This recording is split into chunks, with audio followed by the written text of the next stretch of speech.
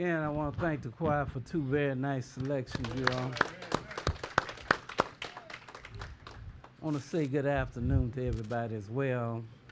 Good afternoon, Brother Daniel. And welcome everybody here to the House of Jacob. Brother Frank gave you the title of the lesson, but I will give it to you again. It's called Sons of God, Who Are They? You know, when you read in the Bible, you know, you read about sons of God. And sometimes it's using sons of God in different ways. You know, sometimes it's referring to, well, in one sense, all men are the son of God. When I say men, I'm including women as well. In one sense. Then in another sense, the sons of God are those that walk in his word. Then the Bible even used the sons of God in another sense, and that in the sense that they have been born into the family of God. We're going to cover all of that in this lesson. But I want to deal first with the issue that I hear people teach from time to time regarding the sons of God. In Genesis, I believe it's Genesis chapter 6, the Lord spoke about the sons of God, how they took daughters of men and they married them and begot children. And I hear many people that deal with that, they teach that those sons of God were angels. And they said that the angels slept with some women and they begot giants. The Bible does not teach that. Because we're going to show you in this lesson clearly, the Bible teaches that angels do not cohabitate, first of all. And when we read that scripture, you're going to find out as well that it didn't say anything about when the sons of God slept with the daughters of men that they begot giants. It didn't even say that. You know, they read that into that. We're going to go over there in a little bit, and we are going to read that. But the first thing I'm going to show you is that giants are not a byproduct of angels sleeping with women. We're going to go to Numbers chapter 13, and we're going to begin reading at verse 32. You know, after I clear this matter up, then we're going to get into who are the real sons of God. I said children of God. That way that includes everybody, because the Bible uses sons, but it is including women as well. You know, as I said, after I clear this up, then we're going to go and show you who the real sons of God are. And it is important because we are all striving to become the children of God. That really is our ultimate goal, is to become the children of God. Make no mistake about it. And once you understand the children of God in the full sense of the word, you will understand why I made that statement. But first, let's deal with this thing about angels sleeping with women and producing giants. Let's start reading at Numbers chapter 13. And we will begin at verse 32.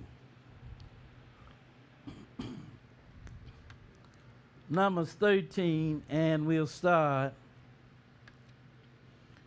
at verse 32.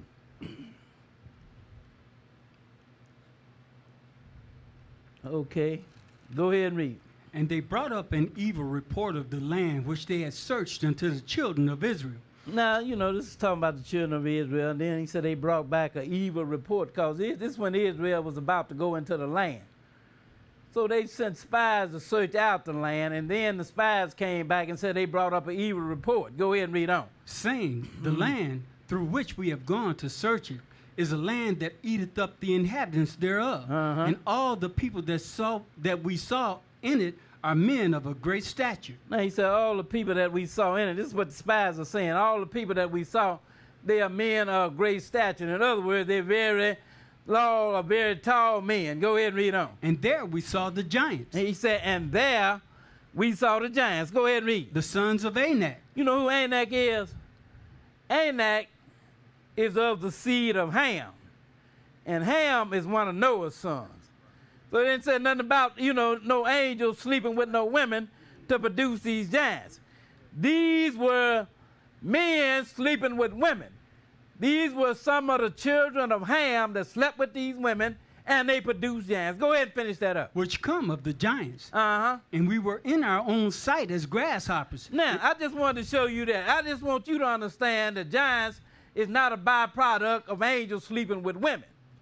There were men that was just born tall. That's all. Yes, sir. That's what a giant is, somebody with exceptional height.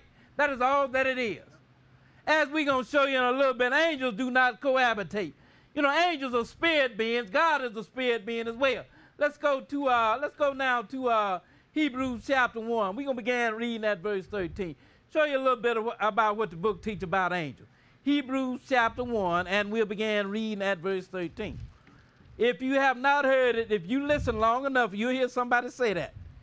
When you go back and read that in Genesis chapter 6, rather, they will read that and tell you these were angels that slept with women. Well, we're going to disprove that.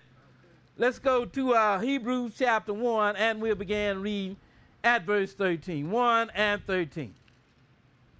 1 and 13. Okay, go ahead and read. But to which of the angels said he at any time, sit on my right hand until I make thine enemies thy footstool? Go ahead. Are they not all ministering spirits sent forth to minister for them who shall be heirs of salvation? Now, my only point in reading this is to show you what angels are. They are ministering spirits. The Bible speaks of two type beings, spiritual beings and natural beings. We are what is referred to as natural beings, made of the dust of the ground, flesh and blood beings. Then there are spirit beings, and angels, they are spirit beings, and God as well is a spirit being.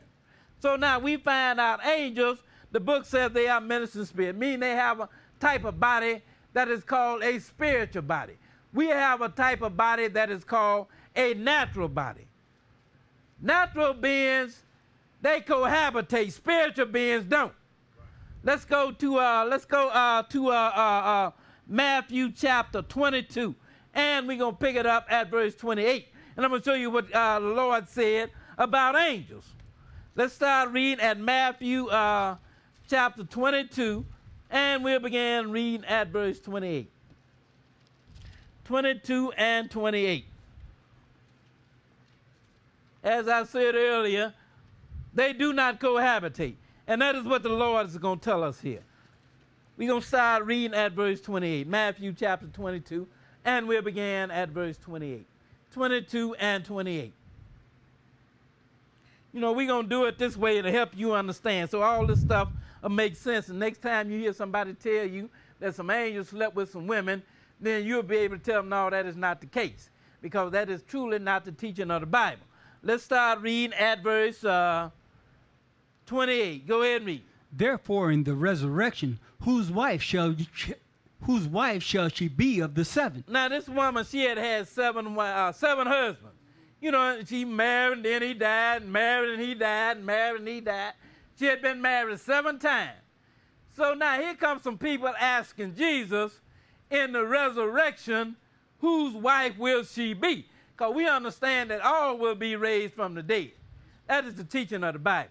So now they're asking him. Now these are people, by the way, don't even believe in resurrection. But yet they're asking him to try to catch him up in something. Sir. But now they ask him, in the resurrection, whose wife will she be? Now, go ahead and read. He gonna answer that. Go ahead and read. For they all had her. Jesus answered and said unto them, Go ahead. Ye do err, not knowing the scriptures, nor the power of God. Now you say you make 2 errors. First of all, you don't understand the scripture. And secondly, you do not understand the power of God. You don't know the power of God. Now you're going to tell them about the people that will be in the resurrection.